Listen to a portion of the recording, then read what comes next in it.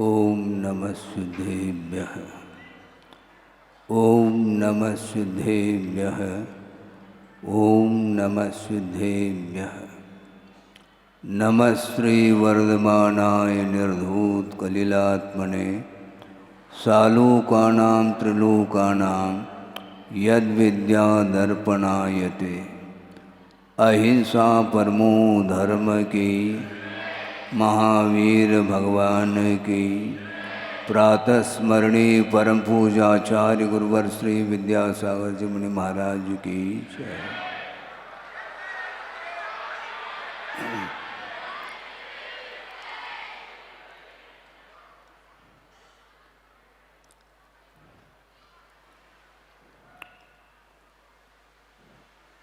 एक दोहा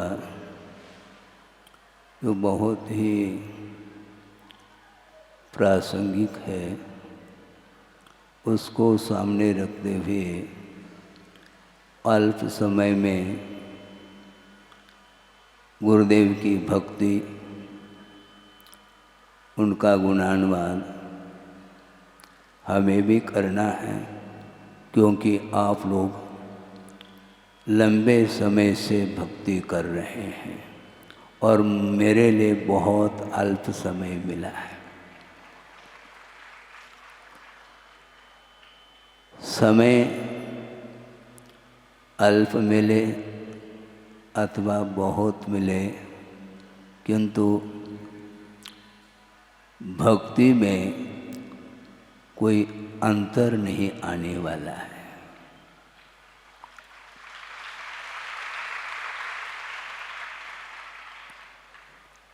वह दोहा आपके सामने है जो गुरुदेव ने हम लोगों के लिए दिया है। ना तो शिव सुख चाहता,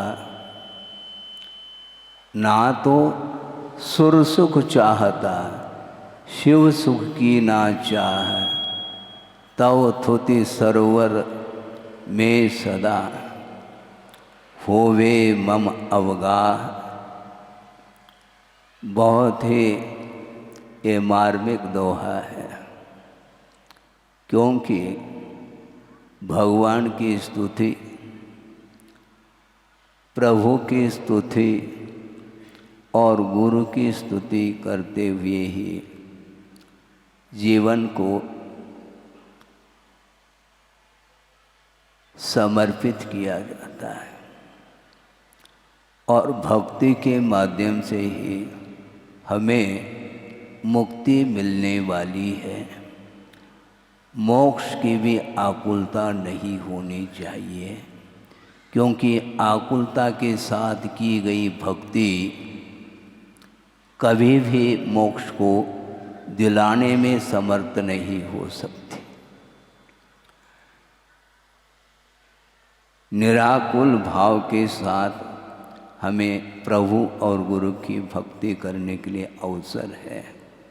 काफ़ी समय हुआ है और आप लोगों को जो आनंद आया है, गुरुदेव का गुणानुवाद आपने किया है और मैं मौन बैठा बैठा आनंद का अनुभव ले रहा था। बोलने में ही आनंद आता है ऐसा नहीं, बोलना भी चाहिए समय पर, किंतु जो बोलते हैं उन शब्दों में जान होना चाहिए, ऐसा गुरुदेव का कहना।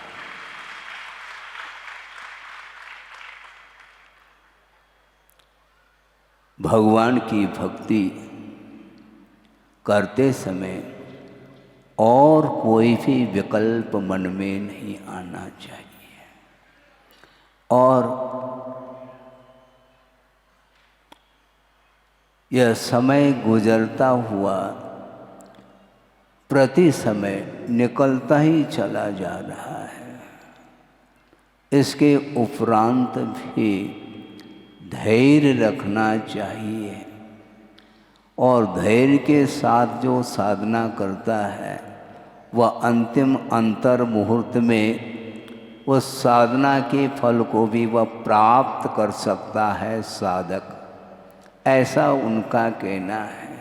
और दूसरी बात यह है, बहुत मार्की की बात उनके मुख से हमने कई बार सुना है, केवल मैं दोहराता रहता हूँ, मैं अपने तरफ से कुछ भी कहना पसंद नहीं करता, क्योंकि गुरु के वचनों के सामने अपने वचनों की क्या कीमत है, कोई वैल्यू नहीं उसकी।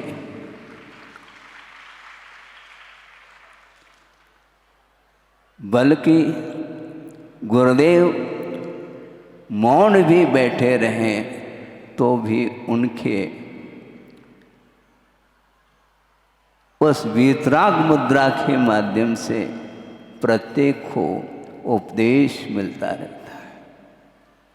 उपदेश लेने वाला चाहिए, वो मौन भी बैठेंगे तो भी हम उनकी वीतराग छवि के माध्यम से, उस वीतराग छवि का हम दर्शन करते हैं तो सारे शब्द गौण हो जाते हैं, क्योंकि स्तुति जो की जाती है वह शब्दों के माध्यम से की जाती है, और शब्द एकमात्र माध्यम है, और शब्द संज्ञात होते हैं, किंतु जो गुण होते हैं वो अनंतात्मक होते हैं। उसका बखान, उसका वर्णन अनंत काल भी व्यतीत हो जाए तो शब्दों के माध्यम से तो वर्णन संभव नहीं है। और प्रभु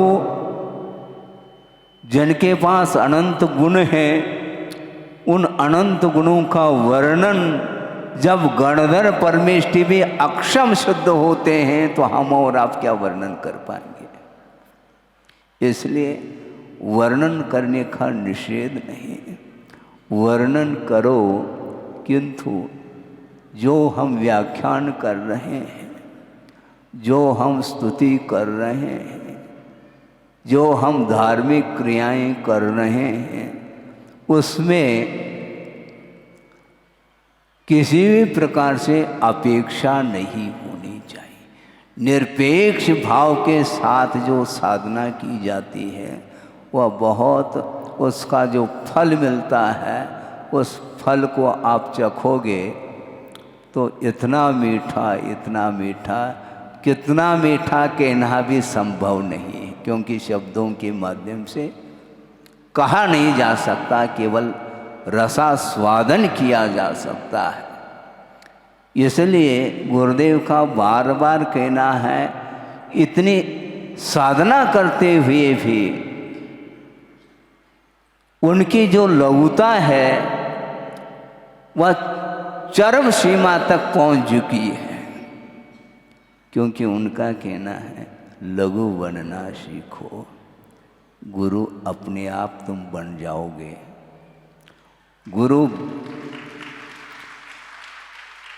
गुरु बनाने का विषय नहीं, लघु बनना सीखो। और उन्होंने एक हाइकू भी दिया है। क्या दिया? गुरु ने मुझे गुरु समय दिया, गुरु ने मुझे गुरु समय दिया लघु बनने।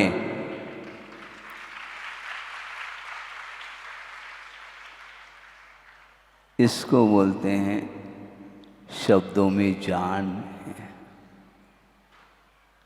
शब्द अपने आप बोलते रहते हैं, बोलने की कोई आवश्यकता नहीं। उनका चिंतन, उनका मनन, उनका दृष्टिकोण और उनकी साधना के विषय में हम किंचित मात्र भी उसका आपके सामने शब्दों के माध्यम से वर्णन करूं तो संभव नहीं है, और समय भी बहुत अल्प दिया गया है। लेकिन फिर भी गुरु का गुणानुवाद करने में थोड़ा सा समय ज़्यादा भी हो जाए तो कोई वादा है क्या? नहीं है। सोचो, विचार करो। सन 78 का प्रसंग आपके सामने रख रहा हूं। वैसे बहुत सारे प्रसंग हैं, एकाध प्रसंग के माध्यम से ही उनके जीवन के विषय में पढ़ा जा सकता है। सोचो, विचार करो। कहाँ तो कन्नड़ भाषा भाषी है और लौकिक जो एजुकेशन शिक्षण है वह कन्नड़ मीडियम से, और वो भी 9th शिक्षा को उन्होंने पास किया है। लेकिन यह ध्यान रखो, 9 का अंक है, ध्यान रखो पूर्णांक है वो।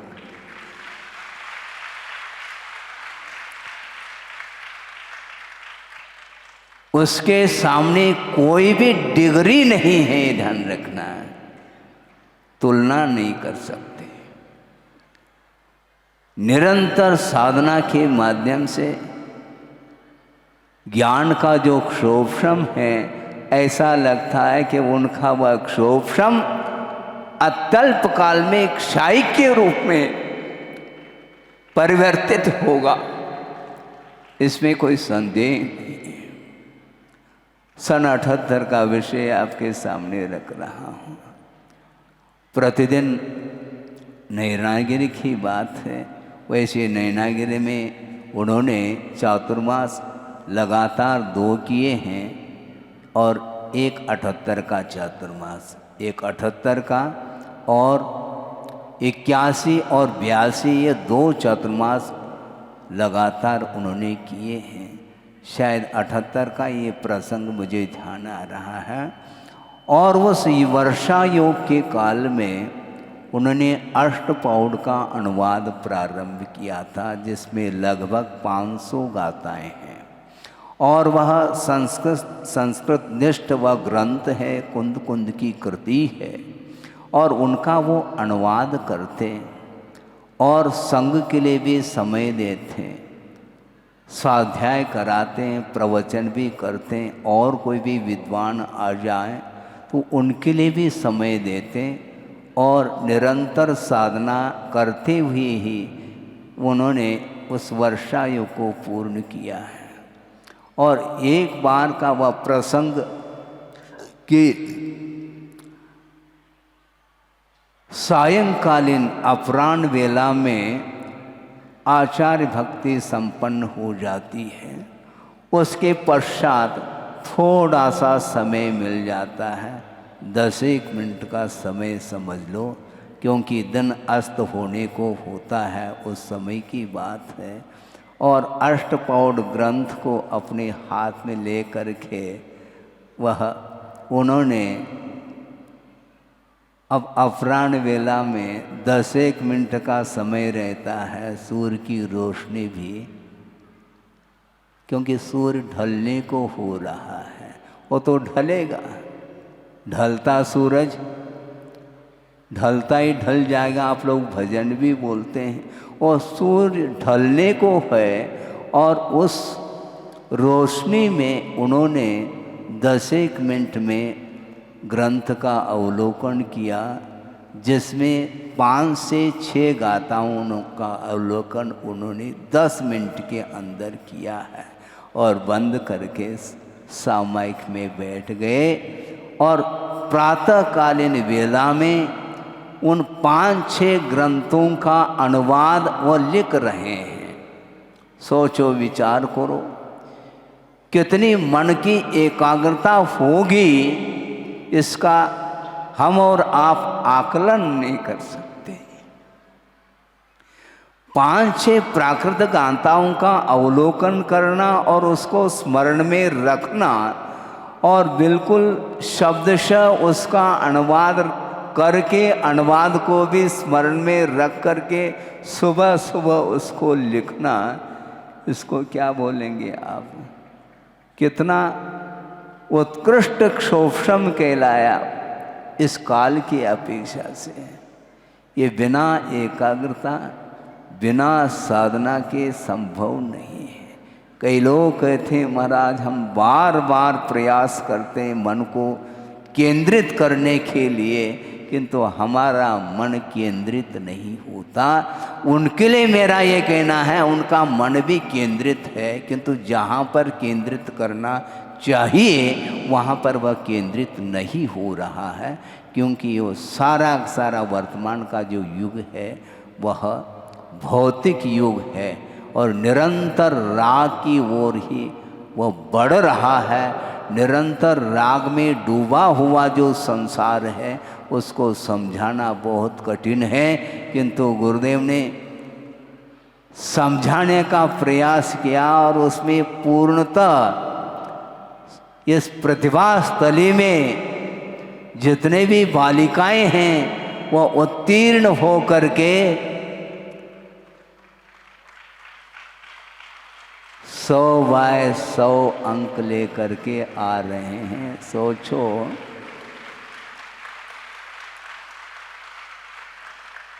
इसको बोलते हैं संस्कार। और संस्कार एक समय में नहीं पड़ते, निरंतर आत्मा को संस्कारित किया जाता है। सही दिशा की ओर कदम बढ़ाने के लिए जगत को शून्य बनाना पड़ता है और केवल अपने लक्ष्य को ही सामने रख करके निरंतर साधना की जाती है।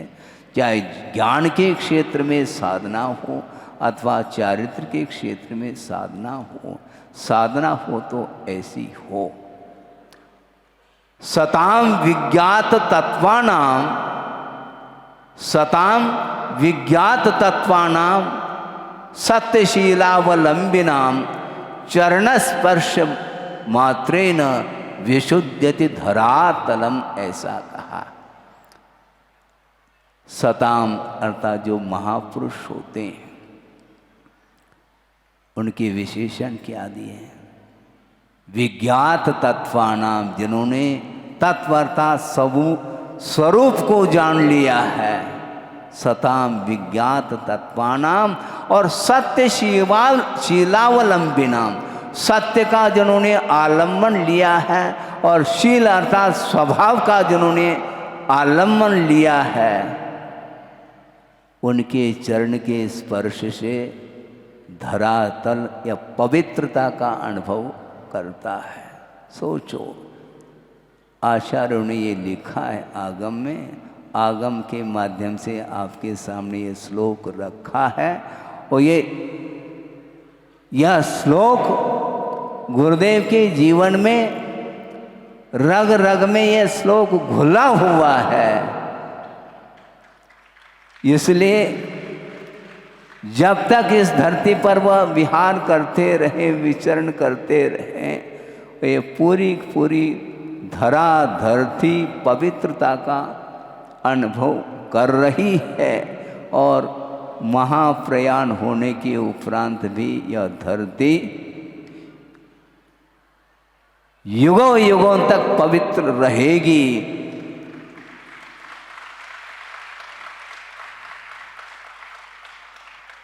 और आप लोगों का इतना सात्स्य पुण्य है, इस धरती पर बैठने के लिए अवसर मिला है।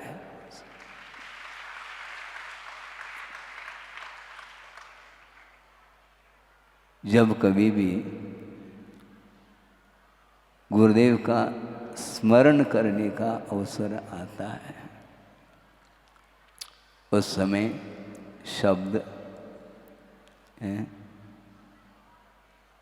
शब्द तो अपनी जगह, कंठ अवरुद्ध हो जाता। क्यों अवरुद्ध होता है? इसमें कारण ये है, हम केवल बोल रहे हैं और गुरुदेव कहते हैं बोलो नहीं। साधना के लिए अवसर मिला है, बोलने के लिए अवसर नहीं है, ये साधना के लिए अवसर है। और उन्होंने एक हाइकू और दिया है, बहुत सारे हाइकू है, 11:15 बजने को है। जीवनोद्देश्य क्या कहा? जीवनोद्देश जनादेश पालन अनुपदेश। सोचो, बार बार उपदेश की बात आप करते हैं। गुरुदेव का कहना है उपदेश नहीं, बिना उपदेश के जिनेंद्र भगवान की आज्ञा का पालन करने का एकमात्र जीवन का उद्देश्य होना चाहिए निश्चित रूप से, क्योंकि जिनेंद्र भगवान की आज्ञा का पालन करने वाला व्यक्ति इस धरती पर दीर्घ काल तक टिक नहीं सकता। ये विश्वास का विषय है। सोचो, विचार करो।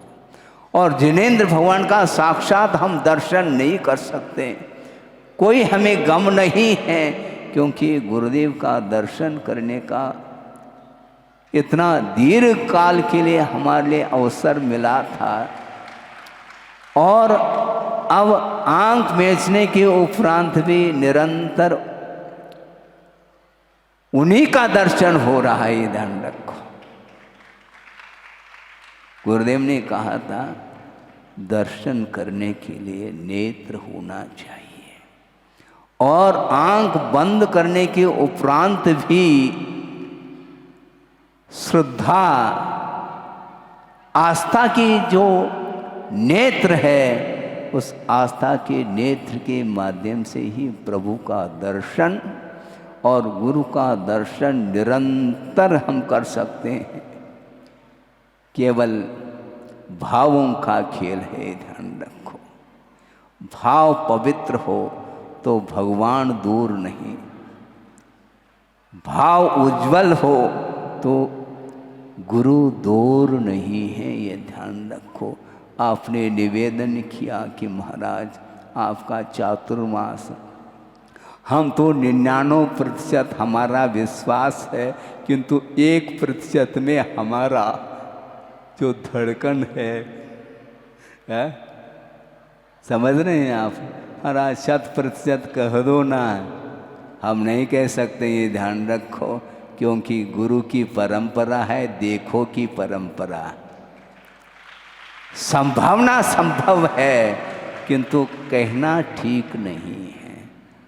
हाँ, ये परीक्षा है आपकी, मैं ले रहा हूँ। क्यों परीक्षा में बैठे क्यों हो? यदि परीक्षा में बैठे हैं तो परीक्षा तो हम लेंगे, किंतु घबराओ नहीं, संभावना तो है।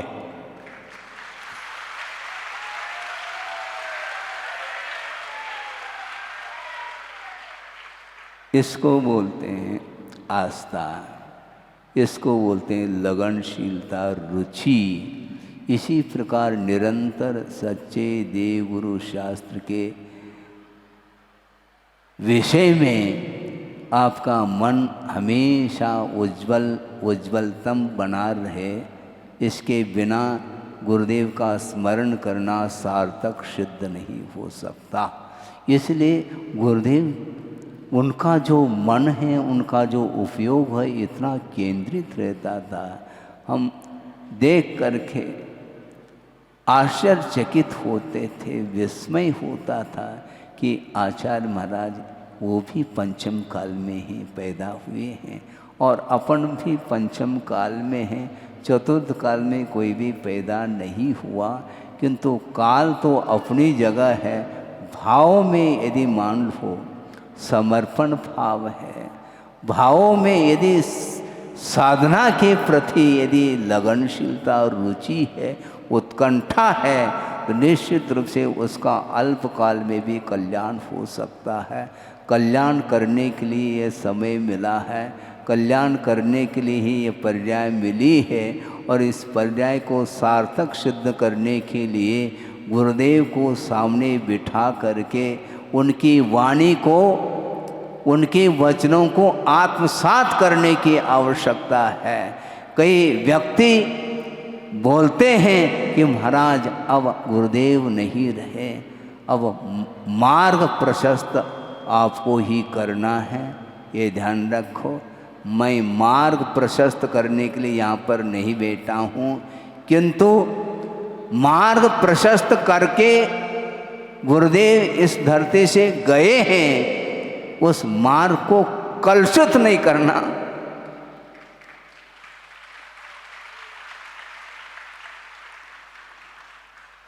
क्योंकि अज्ञान के कारण ही मार्ग हमेशा कलंकित होता है। इसलिए अपने परिणाम को सुधारने का प्रयास करो। जिसके परिणाम उज्जवल है तो मार्ग अपने आप प्रशस्त ही है। हम कहाँ प्रशस्त कर सकते हैं? हम मार्ग को प्रशस्त करने की बात नहीं करना चाहते हैं, किंतु मार्ग जो प्रशस्त बना हुआ है गुरुदेव के माध्यम से, उस पर अपनी शक्ति के अनुरूप चलने की आवश्यकता है। चल करके ही प्रभावना की जा सकती है। और गुरुदेव ने दीर्घ काल तक इस मोक्ष पथ पर आरूढ़ होकर के रत्नत्रय की आराधना के माध्यम से उन्होंने प्रभावना की है और अनेक प्रकल्प उन्होंने पूर्ण भी किए हैं और पूर्ण करने के लिए भी आप लोगों के लिए दायित्व दिया है। उस दायित्व का वहन आप लोगों को करना है। मैं केवल आप किस प्रकार इन प्रकल्पों को दूर करेंगे या पूर्ण करेंगे, उसको देखने के लिए मैं आया हूँ। ये ध्यान रखना। मैं दर्शक हूँ और जनालय का निर्माता आप लोग हैं, पूरा जबलपुर है और बाहर के भी लोग इसमें शामिल हो सकते हैं, इसमें कोई संदेह नहीं है। गुरुदेव को स्मरण करते हुए ही निरंतर हम यदि अपने कर्तव्य का पालन करते हैं तो बहुत ही अल्पकाल में हमें भी वह पद मिल सकता है। प्रभुत्व बनने की क्षमता हमारे भीतर है और प्रभुत्व शक्ति उद्घाटित करने के लिए गुरु का आलंबन लिया है, गुरु के शरण में गए हैं। निरंतर उनका आलंबन लेकर के उनके आधार से अपने परिणाम को निर्मल बनाने का पुरुषार्थ करेंगे तो निश्चित रूप से यह जो दीक्षा दिवस मनाने के लिए हम और आप एकत्रित हैं, इस दीक्षा दिवस को मनाने की सार्थकता सिद्ध होती है। आगे इसी प्रकार के परिणाम को उज्जवल बनाते हुए अपने को बहुत और मोक्ष मार्ग लंबा चौड़ा है उसको तय करना है।